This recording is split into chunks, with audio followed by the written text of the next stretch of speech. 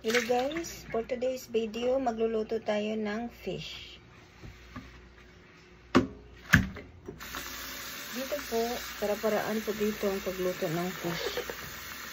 Sa atin, lalagyan natin ng direct ng salt, pero dito, hindi. Lalagyan natin siya sa tubig, tapos lagyan natin ng salt.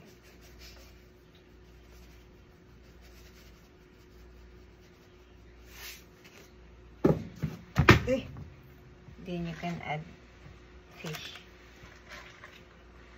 So, isusok lang muna natin siya ng 2 oras para maano niya yung lasa. Guys, gagawa tayo ng egg soup. 2 lang kami kakain ngayon kasi today is Friday. So, hindi pwedeng kumain ng karne. So, nagawa tayo ng egg soup.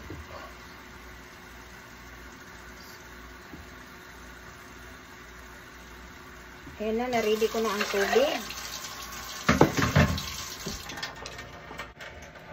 Ngayon dahil, i-ready natin ang ingredient. Carrots, tomato, onions,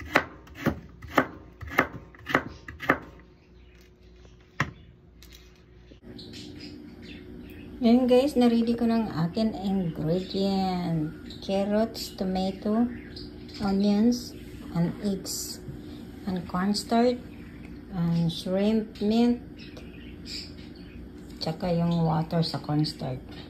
I-ready na natin. Yan guys, ilalagay na natin ang carrots. Ngayon guys, maglalagay tayo ng crab meat. Shrimp. Parang crab na rin siya.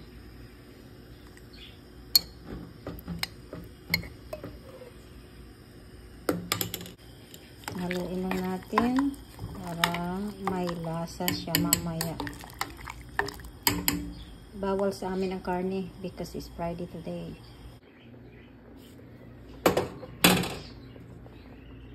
Yan guys, mag-a-add tayo ng cornstarch para lumapot.